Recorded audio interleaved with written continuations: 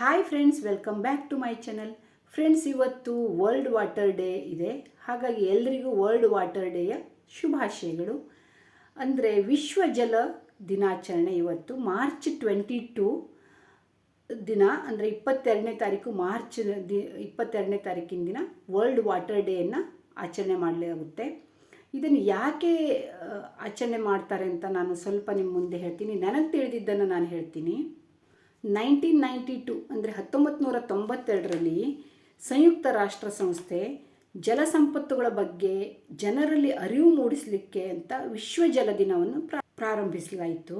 1993ರಿಂದ ಪ್ರತಿ ವರ್ಷ ಇದನ್ನು ವಿಶಿಷ್ಟ ದಿನದೊಂದಿಗೆ ಆಚರಿಸುತ್ತಾರೆ. ನೀರಿನ ಮಹತ್ವ ಏನು ಅಂತ ತಿಳಿಯೋಣ ಬನ್ನಿ.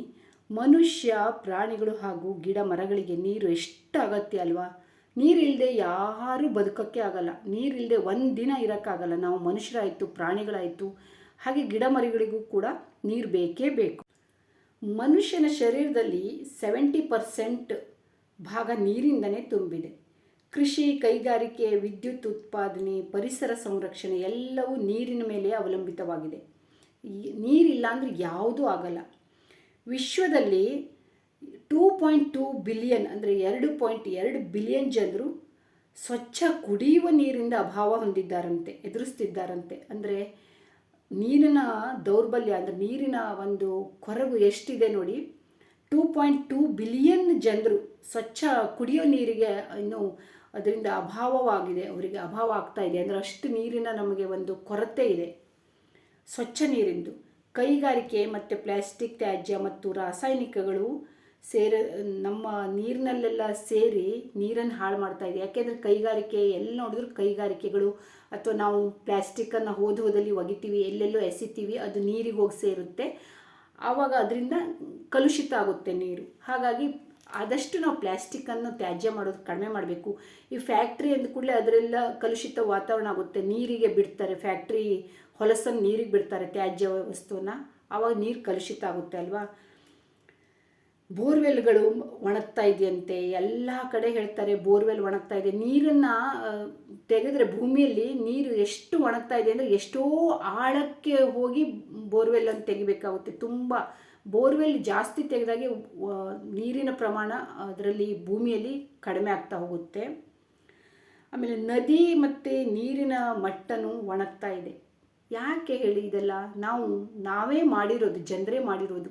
ನದಿಗಳಲ್ಲೂ ಈಗೆಲ್ಲ ಮೊದಲಿನ ಥರ ನೀರಿನ ಒಂದು ತುಂಬಿ ಹರಿಯುವಂಥ ನದಿಗಳು ಕಡಿಮೆ ಅಲ್ವಾ. ಎಷ್ಟೆಷ್ಟೋ ದೊಡ್ಡ ನದಿಗಳು ಬೇಸಿಗೆ ಬಂತು ಅಂದರೆ ಒಣಗೋಗ್ಬಿಡುತ್ತೆ.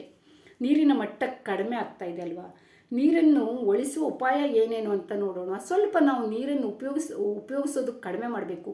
ನೀರನ್ನು ಉಳಿತಾಯ ಹೇಗೆ ಮಾಡಬೇಕು ಅಂತ ಒಂದು ಸ್ವಲ್ಪ ಯೋಚನೆ ಮಾಡೋಣ ಬನ್ನಿ. ಅಕ್ಕಪಕ್ಕ ನೀರು ಒಯ್ಯುವ ಕೊಳವೆಗಳನ್ನು ಸರಿಪಡಿಸಬೇಕು. ಅಂದರೆ ಈಗ ಎಷ್ಟೋ ಕಡೆ ನೀರು ವೇಸ್ಟ್ ಆಗ್ತಾ ಇರುತ್ತೆ. ಕೊಳವೆಗಳಲ್ಲಿ ನೀರು ವೇಸ್ಟ್ ಆಗುತ್ತೆ, ದೊಡ್ಡ ದೊಡ್ಡ ಕೊಳವೆಗಳಲ್ಲಿ. ಅದನ್ನು ವೇಸ್ಟ್ ಆಗೋದನ್ನು ನಾವು ತಡೆಗಟ್ಟಬೇಕು. ಆಮೇಲೆ ನದಿ ಕೆರೆಗಳನ್ನು ಸಂರಕ್ಷಿಸಬೇಕು.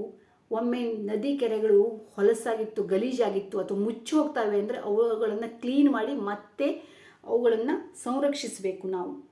ಇಲ್ಲ ಅಂದರೆ ಆ ನದಿ ಕೆರೆಗಳು ಹೀಗೆ ಬತ್ತಿ ಹೋಗ್ಬಿಡುತ್ತೆ, ಹೋಗ್ಬಿಡುತ್ತೆ ಅಲ್ವಾ.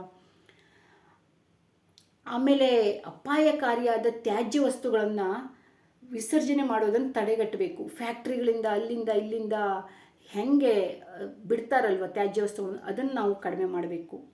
ರೇನ್ ವಾಟರನ್ನು ಹಾರ್ವೆಸ್ಟ್ ಮಾಡಬೇಕು. ಅಂದರೆ ಹೇಗೆ ಅಂದರೆ ನೋಡಿ, ಈ ಥರ ಇದೆಯಲ್ಲ ಪಿಕ್ಚರಲ್ಲಿ. ಅಂದರೆ ಏನೇನಾದರೂ ದೊಡ್ಡ ಒಂದು ಆ ಥರ ಭೂಮಿಯೊಳಗೆ ಅಗದು ನೆಲವನ್ನು ದೊಡ್ಡ ಶೇಖರಣೆ ಮಾಡುವಂಥದ್ದನ್ನು ನಾವು ಮಾಡಬೇಕು. ಬಾವಿ ಥರ ಮಾಡಿ, ಕೆರೆ ಥರ ಮಾಡಿ ಒಂದು ರೇನ್ ವಾಟರ್ನ ಹಾರ್ವೆಸ್ಟ್ ಮಾಡಬೇಕು. ಅದರಿಂದ ನಮಗೆ ಹೊಲ ಗದ್ದೆಗಳಿಗೆ ಸಹ ನೀರಿಗೆ ಹಾಕಲಿಕ್ಕೆ ತುಂಬ ಒಳ್ಳೆಯ ಉಪಯೋಗ ಆಗುತ್ತೆ. ಪ್ಲ್ಯಾಸ್ಟಿಕ್ ತ್ಯಾಜ್ಯ ಮಾಡೋದು ಕಡಿಮೆ ಮಾಡಿದರೆ, ಪ್ಲ್ಯಾಸ್ಟಿಕ್ಕನ್ನು ನೀರಿನಲ್ಲಿ ಹಾಕೋದು, ಅಲ್ಲಿ ನೀರನ್ನು ಹೊಲಸು ಮಾಡೋದ್ರಿಂದ ಅದನ್ನು ತಡೆಗಟ್ಟಿದರೆ ಖಂಡಿತ ನೀರನ್ನು ಸೇವ್ ಮಾಡ್ಬೋದು.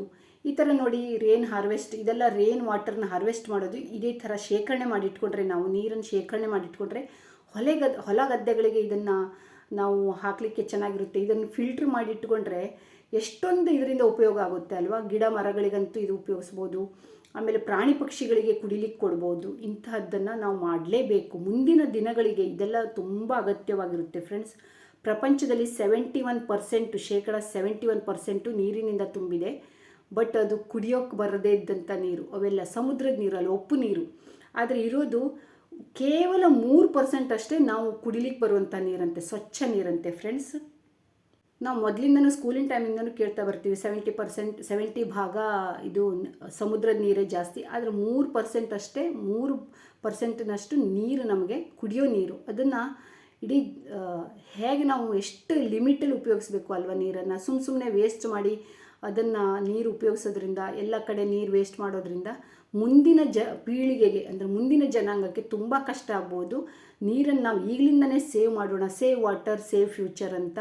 ಮತ್ತು ಗಿಡ ಮರಗಳನ್ನು ಬೆಳೆಸೋದ್ರಿಂದ ಭೂಮಿಯಲ್ಲಿ ಫಲವತ್ತತೆ ಹೆಚ್ಚಾಗುತ್ತೆ, ತಂಪಿರುತ್ತೆ. ಆವಾಗ ನೀರಿನ ಒಂದು ಸಂಸ್ಕರಣೆ ಜಾಸ್ತಿ ಆಗುತ್ತೆ, ನೀರಿನ ಉತ್ಪನ್ನ ಜಾಸ್ತಿ ಆಗುತ್ತೆ. ಎಷ್ಟು ಮರ ಬೆಳೆಸ್ತೀವೋ, ಒಳ್ಳೊಳ್ಳೆ ಮರಗಳನ್ನು ಬೆಳೆಸಿದಾಗ ನೀರಿನ ಉತ್ಪನ್ನ ಅಷ್ಟೇ ಜಾಸ್ತಿ ಆಗುತ್ತೆ. ನಮ್ಮ ದೇಶದಲ್ಲಿ ಸುಮಾರು 16 ಕೋಟಿಗಿಂತನೂ ಜನ ನೀರಿನ ಅಭಾವದಿಂದ ಬಳಲುತ್ತಿದ್ದಾರೆ ಗೊತ್ತಾ. ನೀರನ್ನು ಮಿತವಾಗಿ ವ್ಯಯ ಮಾಡಬೇಕು. ಸುಮ್ಮನೆ ನೀರು ವೇಸ್ಟ್ ಮಾಡಬಾರ್ದು. ಆದಷ್ಟು ನಾವು ನೀರನ್ನು ವೇಸ್ಟ್ ಮಾಡೋದನ್ನು ಕಡಿಮೆ ಮಾಡಬೇಕು, ನಿಲ್ಲಿಸಬೇಕು. ಆಮೇಲೆ ಮರ ಗಿಡಗಳನ್ನ ಎಷ್ಟು ಹೆಚ್ಚಾಗುತ್ತೆ ಅಷ್ಟು ನಾವು ಬೆಳೆಸಬೇಕು. ಆಮೇಲೆ ಇನ್ನೊಂದಂದರೆ ರೇನ್ ವಾಟರ್ನ ಹಾರ್ವೆಸ್ಟ್ ಮಾಡಬೇಕು. ಅದರಿಂದನೂ ತುಂಬ ಉಪಯೋಗ ಆಗುತ್ತೆ. 2050 5 ಬಿಲಿಯನ್ಗಿಂತಲೂ ಜಾಸ್ತಿ ಜನರಿಗೆ ನೀರಿನ ಅಭಾವ ಆಗುವಂಥ ಒಂದು ಸಾಧ್ಯತೆ ಇದೆ ಅಂತ ಹೇಳಲಾಗುತ್ತೆ. ಅದಕ್ಕೆ ಆದಷ್ಟು ನಾವು ಈಗಲಿಂದನೇ ಮಿತವಾಗಿ ನೀರನ್ನು ಬಳಸೋಣ, ಅತಿಯಾಗಿ ನೀರನ್ನು ವ್ಯಯ ಮಾಡಬಾರ್ದು. ಆಮೇಲೆ ಜಾಸ್ತಿ ಮರ ಗಿಡಗಳನ್ನು ಬೆಳೆಸಬೇಕು. ಹೀಗೆ ಆದರೆ ಮುಂದೆ ತುಂಬ ಕಷ್ಟ ಆಗ್ಬೋದು. ಈಗಲಿಂದನೇ ನಾವು ಎಚ್ಚೆತ್ಕೊಳ್ಳೋಣ ಫ್ರೆಂಡ್ಸ್. ಇಲ್ಲಿಗೆ ನಾನು ಸಣ್ಣ ಒಂದು ವಿಡಿಯೋನ ಮುಗಿಸ್ತೀನಿ. ಲೈಕ್ ಮಾಡಿ, ಸಬ್ಸ್ಕ್ರೈಬ್ ಮಾಡ್ಕೊಂಡು ನೋಡಿ, ಕಾಮೆಂಟ್ ಮಾಡಿ. Thank you. Save water save future ಅಂತ ಹೇಳ್ತಾ ಈ ವಿಡಿಯೋನ ಮುಗಿಸ್ತಾ ಇದ್ದೀನಿ. Thank you friends. ಮತ್ತೆ ಸಿಗೋಣ ಇನ್ನೊಂದು ವಿಡಿಯೋದಲ್ಲಿ.